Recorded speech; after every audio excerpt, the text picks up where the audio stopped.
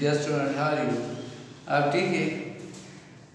चलो आज मुख्तसर हम पेश करते हैं कि मुआशरती इक़्तिसादी पॉलिसी और मुवाज़नत निज़ाम क्या होता है।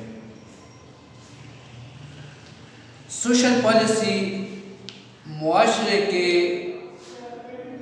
हुकूक़ और उनके फ़राइज़ के लिए जो हम पॉलिसी बनाते हैं, जो मुआशरे से ताल्लुक़ रखते हैं, उस पॉलिसी को हम क्या कहते हैं? उसको हम मुआशरती पॉलिसी कहते हैं। अब देखिए, यहाँ आपके बुक ने 3-4 पॉइंट बयान किए हैं। उसमें है कि लॉर्ड कैनिंग ने मालिकाना ज़मीन या जागीरदारों के हाथों गरीब मुज़ाहिर की ज़मीनों से बिला वजह बेदखली का नोटिस लिया और 1859 में कानून की मंजूरी दी। इस कानून के ज़रिए मुज़ाहिरीन को एक हद तक तहफ़्फ़ुज़ फराहम किया गया। इंसाफ की फौरी और सस्ती फराहमी के लिए बम्बे, जो मौजूदा वक्त में बम्बे कहलाता है, कलकत्ता और मद्रास में हाई कोर्ट्स कायम की गई। फिर लॉर्ड रिपन ने 1881 में फैक्ट्री एक्ट को मंजूर किया, जिसके मुताबिक बच्चों के लिए कारखानों में 9 घंटे औकात कार मुकर्रर किए गए और ख़तरनाक मशीन को महफूज करने का हुक्म दिया गया। तो मतलब ये होता है कि मुआशरे में जो इम्प्रूवमेंट होती है वो ऐसे लोगों की स्ट्रगल से होती है जो मेहनत करने वाले होते हैं, जो मेहनत करते हैं, जो मुशक्क़त करते हैं, जो ऐसे काम करते हैं जिससे हुकूमत को फ़ायदा हो। तो यहाँ देखिए, अंग्रेज़ों ने भी इस बात को अहम समझा कि जो हम फसल हासिल करते हैं, गंदम हासिल करते हैं, मकई हासिल करते हैं, वो तो मुज़ाहिरीन के मेहनत का नतीजा होता है। अगर मुज़ाहिरीन मेहनत करें और फिर जो लॉर्ड है, जो जागीरदार है, उसको काम से बेदखल कर दे तो स्ट्रक्चर तो रुक जाता है।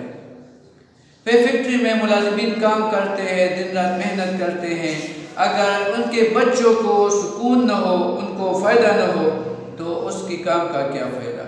तो मुआशरी पॉलिसी का मतलब ये होता है जो मुआशरे के मुख्तलिफ रुख को देखकर उनके इम्प्रूवमेंट के लिए बनाए जाते हैं।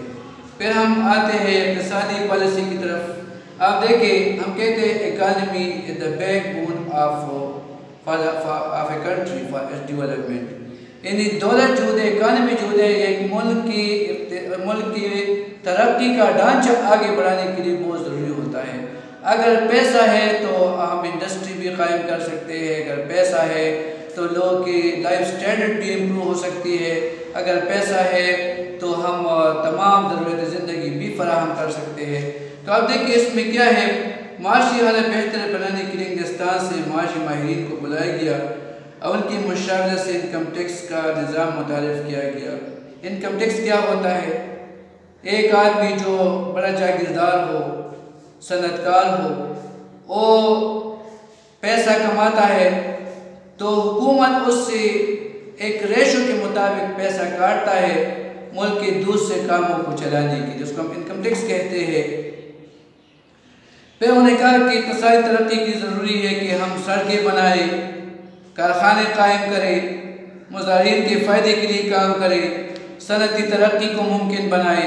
तो ये तमाम पॉइंट आप इसमें देख सकते हैं पेज 18-19 पर, कि इसमें 18 पेज पर भी है और 19 पेज पर भी है कि उन्होंने कौन से स्टेप उठाए ताकि यहाँ के लोगों की मुआशी ज़िंदगी बेहतर बन सके। फिर आप देखें, हम मवासलात का निज़ाम, मवासलात का मतलब क्या है? कम्युनिकेशन सिस्टम है। इसमें एक जगह का पैगाम दूसरी जगह को दिया जाता है। इसमें आप देखिए, हमारे लिए मवासलात का निज़ाम क्या है? टेलीफोन है, टेलीग्राफ है, फिक्स मशीन है, ये मुख्तलिफ चीज़ें हैं। आप देखिए, अंग्रेज़ों की हुकूमत ने बरसग़ीर पाक बहन में जदीद मवासलाती निज़ाम को मुतारिफ़ करने की कोशिश की। अगरचे देखिए, इस निज़ाम का फ़ायदा अंग्रेज़ों ही को हासिल था, लेकिन ज़िमनी तौर पर पाक बहन को भी उसका फ़ायदा पहुँचा। फिर अब देखिए, इसके फ़वाइद क्या थे? मवासलाती तरक्की से हुकूमत को इंतज़ामी और फ़ौजी फ़वाइद हासिल हो गए। मवासलात की तरक्की से यहाँ की मईशत समाजी ज़िंदगी और सियासत पर गहरे असरात मुरतब हुए। लोग एक दूसरे को समझने लगे, लोग एक दूसरे से इस बात से बाखबर थे क्योंकि वक्त पर उनको उसका पैगाम मिलता था। अशिया की मुंतकिली के लिए सड़कों के निज़ाम को बेहतर बनाया गया, फिर रेलवे लाइन एस्टेब्लिश की गई।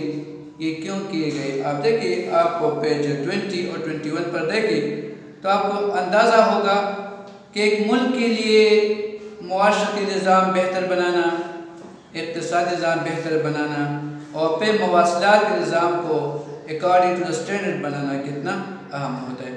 अगर आपका कोई क्वेश्चन हो तो आप वो पूछ सकते हैं। ठीक है, समझ में आ गई? नहीं पूछते? ओके, ठीक, राइट।